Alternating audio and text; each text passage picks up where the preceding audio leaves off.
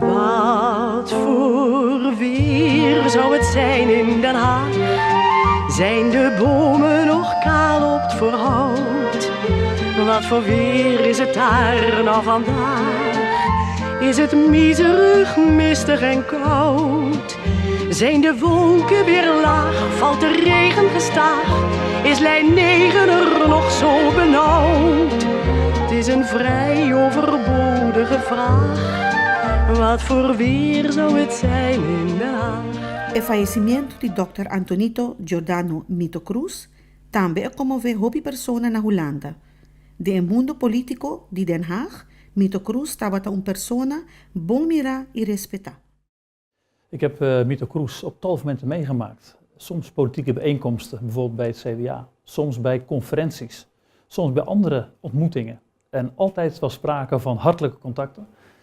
Iemand die met een open blik naar de wereld stond. Hij was innemend. En ik heb ook veel met hem gelachen. Het was een man van humor.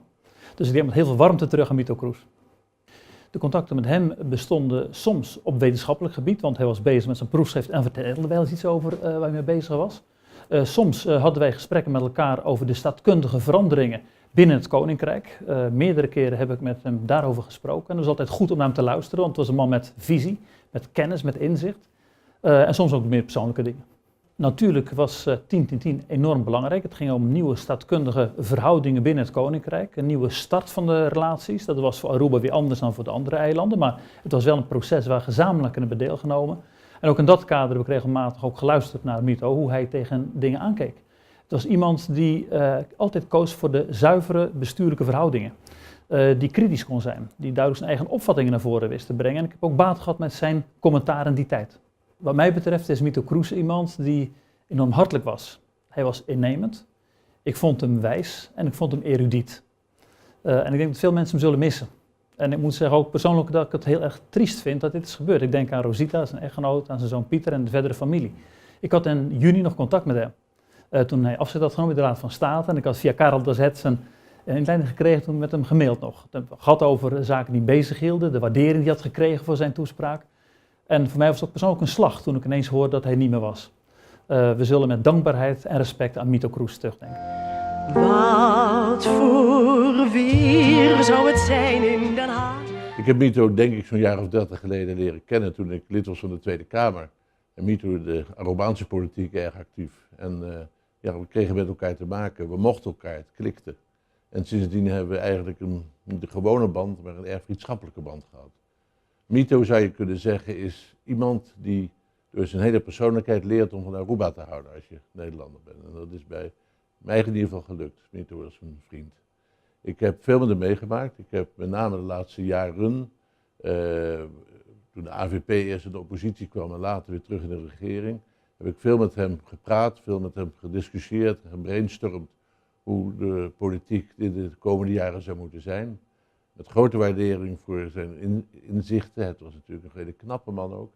En we hebben zo verschrikkelijk vaak met elkaar meegemaakt. Ik heb zoveel mailtjes van hem gehad. Die altijd eindigden met saludos en altijd begonnen met Heer Hans. Ik zal ze zo missen. Wat voor weer zou het zijn in Den Haag? Wanneer ik Mito Cruz voor het eerst heb ontmoet, zou ik niet meer precies weten. Want als je met het Koninkrijk te maken had, kreeg je met Mito Cruz te maken. En ik heb al een hele lange tijd met het Koninkrijk te maken gehad. Dus dat zal geweest zijn, zelfs al voordat ik minister was. Maar toen ik minister werd, en zeker toen ik minister van Koninkrijksrelaties werd, heb ik hem intensief leren kennen. En ik heb hem uiteraard nog veel beter leren kennen toen hij in 2014 staatsraad werd, staatsraad voor het Koninkrijk, bij de Raad van State. En al die keren ben ik aan de ene kant gefascineerd door de persoon van Mito Cruz, zijn kennis, zijn inzet ook voor het Koninkrijk. Maar zeker bij de Raad van State hem ook leren kennen als een amabel collega waar je ook alle andere onderwerpen mee kon bespreken.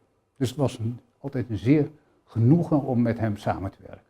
Nou, die bestonden dus als minister van Koninkrijksrelaties toch vaak dat hij ook in de relaties met Aruba dan wel nog eens nader de standpunten van de regering van Aruba uit kwam zetten of nog eens een keer toe kwam lichten hoe de verhoudingen waren. Als binnen de Raad van State is het gewoon, ik zal niet zeggen dagelijks contact, maar toch het regelmatig contact over alle zaken die het Koninkrijk betreffen, de adviezen die daarover uitgebracht moeten worden, ook raadselijk beroep van Curaçao over het financieel toezicht in dat kader, maar gewoon ook daarnaast breed over hoe het nou verder zou moeten met het Koninkrijk, want daar maakte hij zich zeker zorgen over. Toch vooral voor wie die was, voor met name enerzijds zijn inzet voor het Koninkrijk, maar breder gewoon als mens die, wat dat betreft, zijn hele leven in dienst van de publieke zaak heeft gezet en in het bijzonder ook voor de Nederlandse Antillen en nog meer in het bijzonder voor Aruba. In die zin is het een grote zoon van Aruba die helaas te vroeg heen gegaan is. Wat voor weer zou het zijn in Den Haag? Afgelopen dinsdag kreeg ik 's morgens vroeg al een sms'je van Hans Hille, oud-collega Hans Hille, waarin hij mij het verdrietige bericht doorgaf dat Mito Cruz de dag ervoor op Aruba is overleden. Dat is een bericht waar je van schrikt, waar je verdriet over hebt, maar wat ook hele mooie en warme herinneringen aan Mito naar boven brengt. Ik heb Mito leren kennen in partijpolitiek verband binnen het CDA, toen hij kandidaat was voor het Europees Parlement. En toen viel zijn bedachtzame, maar ook humorvolle manier van doen al gelijk bij heel veel mensen in de smaak. Hij is toen jammer genoeg niet gekozen in het Europees Parlement. En wij kregen gelukkig de gelegenheid voor een hernieuwde kennismaking toen ik minister van Binnenlandse Zaken en Koninkrijksrelaties mocht worden in de periode 2011 en 2012. Toen waren we kort na de staatkundige veranderingen binnen het Koninkrijk. En Aruba, minister-president Mike Eman, maar in zijn gevolg altijd aanwezig Mito Cruz, waren toen hele belangrijke bondgenoten voor mij als minister. Ik bewaar daar echt hele mooie herinneringen aan. Mito was iemand die soms met zijn ogen meer zei dan met zijn mond. Die altijd bedachtzaam, wijs, maar soms ook met humor een opmerking kon maken. En in het enthousiasme van minister-president Mike Eman soms ook even wat kon relativeren en vaak ook met hele wijze en doordachte adviezen kwam. Aruba verliest met Mito Cruz een wijs mens, een fijn mens. En ik wens zijn nabestaanden, zijn familie, maar vooral ook de inwoners op Aruba en eigenlijk de inwoners van ons koninkrijk heel veel sterkte toe bij het verwerken van dit verlies. Want Mito was iemand die de inwoners van Aruba, die de mensen altijd centraal stelde. En ik hoop dat velen hem op deze manier ook herinneren en hem in hun gedachten blijven gedenken. Wat voor weer zou het zijn in Den Haag? Respect krijg je niet zomaar, dat moet je verdienen. En als ik aan Mito Cruz denk, dan denk ik, dat is iemand waar ik ontzettend veel respect voor heb. Eigenlijk vanaf het moment dat ik hem heb leren kennen, zo'n indrukwekkende man was. En waarom? Hij had natuurlijk veel in zijn mars, hij is jurist, hij wist veel van politiek, hij kon afstand nemen enzovoort. Ik ben ook wetenschapper. We hadden natuurlijk wetenschappelijke disputen, zeg maar, en dan konden de vlammen best wel een beetje opstijgen, gewoon, dat ging hard. Maar ik had zoveel respect voor hem, omdat hij volkomen eerlijk was, ervan hield om tegen te spreken, daar hou ik ook van, dus we begrepen elkaar ook heel goed. En dat heb ik op allerlei manieren heb ik dat van hem meegemaakt. Ik zit nou te denken, ik heb hem leren kennen eerst als gevolmachtigd minister van Aruba in Nederland. Later zat hij in de begeleidingscommissie van het boek wat ik schreef met Inge Klinkers, Knel aan de Koninkrijksbanden. Later zat hij weer in een commissie waar we allebei in zitten. Dus dat ging zomaar door. Dus eigenlijk al 20 jaar lang dat we elkaar steeds tegenkwamen. Tot de allerlaatste keer, zijn afscheid bij de Raad van State. We praten nog, we zeiden nou, op Aruba gaan we onze discussie voortzetten. En daar verheugde ik me op. Niet alleen omdat we echt iets met elkaar konden uitwisselen, maar ook omdat ik me toch eigenlijk bevriend voelde met hem. Dat was ook wederzijds en dat kwam toch allemaal voort uit dat wederzijdse respect. En als ik zeg van respect, dat krijg je niet zomaar, dat moet je verdienen. Het is zo duidelijk de hele wijze waarop Mito heeft geleefd. Hoe hij zich inzette als intellectueel, maar als politicus voor Aruba. Maar daarmee in zijn visie ook voor het koninkrijk. Dat was echt indrukwekkend, dat wong respect af. En ik gebruik steeds dat woord respect, omdat het voor hem heel belangrijk was. Want hij zag de toekomst van Aruba natuurlijk binnen het koninkrijk, maar dan wel een koninkrijk waarbij de mensen en ook de politici, de bestuurders, elkaar met respect bejegenen. En dat eiste hij, maar dat gaf hij ook. En ook daarom, helemaal afgezien van de vriendschap, zal ik hem enorm missen. Wat voor weer zou het zijn in Den Haag? Aruba mist Mito Cruz. Nederland, maar vooral het Koninkrijk, mist een man die de 10 jaar dat ik hem ken altijd een luisterend oor had, maar ook een hele duidelijke mening. En een mening die hij niet opdrong, maar eigenlijk door met je te praten langzaam tot inzicht leidde. En een amabel man ook, want iemand die met de nodige humor en reflectie kon kijken naar ongelooflijk moeilijke processen. En vooral de hele staatsinrichting van ons koninkrijk is heel moeilijk.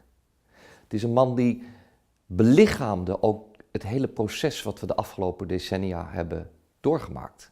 Van de status aparte tot 10-10-10 in de rest van de Antillen. Voor mij als minister, maar ook daarna, was het iemand die altijd bereid was om te luisteren en zijn ideeën met je te delen.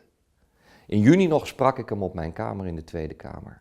En ik vond hem wel fragiel, maar zijn geest, zijn analyses waren zo ongelooflijk scherp.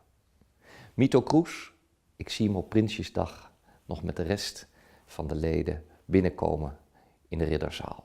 En dat beeld, dat prachtige beeld, zal ik altijd onthouden. Ik bedank hem en ik wens het Arubaanse volk heel veel sterkte met dit groot verlies.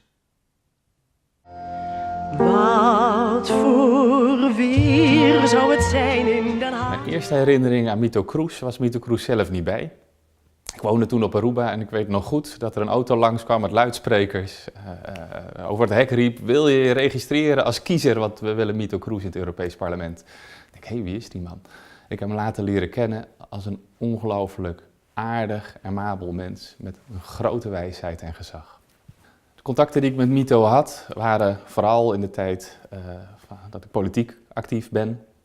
En ik ken hem als adviseur, als raadgever, als behartiger van de belangen van Aruba, maar altijd op zo'n manier dat je dacht, hé, daar zit wat in. Dat is niet gewoon eventjes standpunt geven, maar er is over nagedacht. Dat kon hij ontzettend goed als lid van de Raad van State, als adviseur in het algemeen. Als voorzitter van de Kamercommissie kwam hij met enige regelmaat mee met Mike Eeman. En daar gaf hij dan zijn mening, of soms zat hij er alleen maar bij. Zei hij af en toe zwart, maar altijd zo'n duwtje, zo'n wijs woord, waardoor de ontmoetingen beter verliepen, inhoudelijker verliepen. En net zijn aanwezigheid dacht, ja, daar gaat ergens over, daar zit wat in. Als ik aan Mito Cruz denk, dan denk ik aan een gezaghebbende Arubaanse man die breder dacht dan alleen het Arubaans belang. Niet alleen het koninkrijk vond hij heel belangrijk en zette hij voortdurend op in, maar hij was ook ongelooflijk gezaghebbend op het gebied van Europese Unie. De plek van Nederland erin, de plek van Aruba daarin. Ik denk dat er weinig mensen zijn die zo goed op de hoogte waren van hoe dat samenspel van regels, landen, belangen liep dan Mito Cruz. Hij was echt een deskundige op dat gebied en we zullen hem enorm gaan missen. Ik herinner mij Mito Cruz als een ongelooflijke, zachte, aardige man met een groot gezag. En gezag, dat krijg je niet vanzelf. Gezag is niet alleen maar kennis opdoen. Gezag moet je winnen in de loop van de tijd. En dat heeft hij gedaan. Jaar na jaar wist hij door verstandige inbrengen op mij de indruk te maken van die man weet waar hij het over heeft. Zo iemand is goud waard en het is een groot verlies voor Aruba, voor het Koninkrijk en daarmee dus ook voor Nederland, dat hij zo wat mij betreft plotseling is overleden. Wat voor weer zou het zijn in Den Haag? Als partijvoorzitter van het CDA wil ik laten weten dat we bedroefd zijn door het overlijden van onze vriend Mito Kroes. Het is nog maar 2 maanden geleden dat hij afscheid nam als lid van de Raad van State en nu is hij er niet meer. We moeten een groot man missen. Mito Kroes was een bijzonder politicus, iemand die altijd stond voor degelijk bestuur en voor politiek met inhoud. Daarvoor heeft hij zich ingezet in de AVP, als lid van de Eilandraad, als statenlid, als minister in Aruba en als gevolmachtigd minister in Den Haag. Mito Kroes was met recht een trotse Arubaan. En tegelijkertijd geloofde hij in het koninkrijk en heeft hij op authentieke wijze bruggen geslagen. Een paar jaar geleden constateerde hij dat de Europese regelgeving veel invloed had op Aruba als onderdeel van het koninkrijk, maar dat tegelijkertijd de afstand tussen de Arubanen en Brussel wel heel groot was. Daarom stelde hij zich in 2009 kandidaat als lid van het Europees Parlement voor ons CDA en daar zijn we trots op. Van de 13.000 stemmen uit Aruba waren er 12.000 voor hem. En ook als rechtsgeleerde hebben we veel waardering voor Mito Kroes, die promoveerde bij professor Ernst Hirsballin op de staatkundige verhouding tussen Nederland en de Antillen. Ook in dat opzicht heeft hij veel betekend. Maar vooral zullen we Mito Kroes missen als mens, als bondgenoot en als vriend. En allen die van hem hielden en met hem werkten, wensen we heel veel sterkte toe. Wat voor weer zou het zijn in Den Haag? Ik heb Mito Kroes de afgelopen jaren bij verschillende gelegenheden ontmoet. Vaak informele gelegenheden, bij bijeenkomsten bijvoorbeeld van het genootschap Nederland-Aruba. Soms ook bij formele gelegenheden. Ik herinner me nog goed de Koninkrijksconferentie op Aruba in 2014. Misschien meer in het algemeen herinner ik mij Mito ook als een hele wijze, ervaren staatsman. Ik gebruik daarvoor maar de naam Eminence Grise. Dus een man naar wie ik altijd heel erg goed heb geluisterd, met wie ook een heel goed gesprek altijd viel te voeren. Ik vond hem ook heel erg inspirerend. Dus laten we zeggen, even los van de vraag of het een informele of een formele gelegenheid was. Ik heb altijd heel erg prettig met hem samengewerkt. Met Mito kon je over heel veel onderwerpen heel goed spreken. Mito heeft natuurlijk een geweldige staatkundige ervaring binnen het Koninkrijk. Dus ik heb heel veel van hem opgestoken. Ik heb ook veel naar hem geluisterd. Maar we hadden ook wel eens verschillen van mening. En dat was met Mito juist ook wel erg aardig, want hij kon ook luisteren naar jou. Dus ik heb echt met hem gesprekken en discussies gevoerd, maar altijd op een meest prettige en respectvolle manier. Het is dus een wijze man geweest, een ervaren man geweest. Iemand waarvan ik veel heb opgestoken. Maar dat hij nooit enige vorm van arrogantie kende of wat dan ook. Hij vond het ook altijd heel erg prettig om met iedereen contact te hebben. Hij had zijn opvattingen, maar hij luisterde ook naar opvattingen van anderen. Dus die openheid in dat contact heb ik altijd erg gewaardeerd. Dat vond ik heel opvallend aan hem. Volgens mij moeten we Mito Kroes herinneren als een wijze, ervaren staatsman. Iemand die heel belangrijk is geweest voor het Koninkrijk. Uiteraard heel belangrijk geweest voor Aruba, voor de geschiedenis van Aruba, voor de ontwikkeling van Aruba, maar voor het Koninkrijk ook als geheel. Ik herinner me persoonlijk ook als iemand die heel joviaal en eerlijk en transparant en toegankelijk was. Het is iemand die we allemaal erg zullen missen. Wat voor weer zou het zijn in Den Haag? De herinneringen aan de eerste ontmoeting met Mito zijn weer helemaal bovengekomen nu we hem moeten missen. Dat was in september 1989 dat we elkaar leerden kennen. Hij kwam toen op bezoek bij ons thuis in Tilburg met een kleine delegatie van de AVP onder leiding van Henny Eeman. En ze wilden toen met mij spreken over de toekomst van Aruba, omdat er op dat moment in het statuut was vastgelegd dat Aruba in 1996 onafhankelijk zou moeten worden. Daar hadden ze veel zorgen over en zij niet alleen. Er waren ook intussen mensen aan de Nederlandse kant die daar zorgen over hadden, omdat het eigenlijk iets was dat niet terugging op een Arubaanse wens, maar op een verlangen van de Nederlandse kant. En Mito was heel duidelijk de jurist, de man met de constitutioneel-rechtelijke achtergrond in dat gezelschap. Hij zei, dat gaat toch eigenlijk niet. Als we het hebben over zelfbeschikkingsrecht van de volkeren, dan is dat een recht van een volk om voor onafhankelijkheid te kiezen, maar niet een plicht die door anderen kan worden opgelegd en afgedwongen. En dat was een steekhoudend argument dat Mito kenmerkte. Iemand die de politieke en de maatschappelijke realiteit kende en dat verbond met zijn scherpe juridische inzichten. We hebben elkaar naderhand op veel plaatsen en veel momenten ontmoet. Dat was ook eigen aan Mito. Hij was waarschijnlijk altijd en overal. Dat kon natuurlijk niet echt zo zijn, maar dat kwam doordat hij wist waar hij moest zijn, op Aruba in Nederland. En ik ben daarna betrokken geraakt bij de politieke relaties tussen Aruba en de andere landen van het Koninkrijk.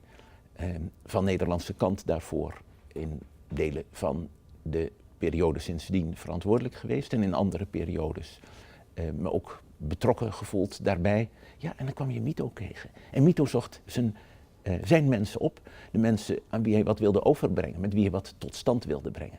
Want dat was ook Mito Cruz. Heel erg gericht op de toekomst, op het realiseren van de perspectieven die hij voor zich zag voor Aruba en voor het Koninkrijk der Nederlanden. Onze relatie kreeg in de nieuwe eeuw een ander karakter.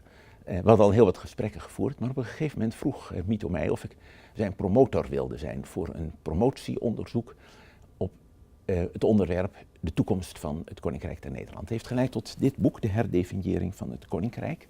En hij is in 2006 daarop gepromoveerd, hier aan Tilburg University, zijn alma mater. Hij had hier gestudeerd. Het was een mooi proefschrift. En wat zo bijzonder was,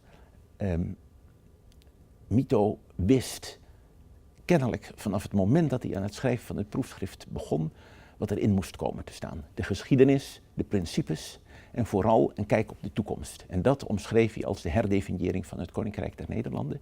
Niet meer de van elkaar afgegrensde en zich ten opzichte van elkaar afgrenzende delen van het Koninkrijk.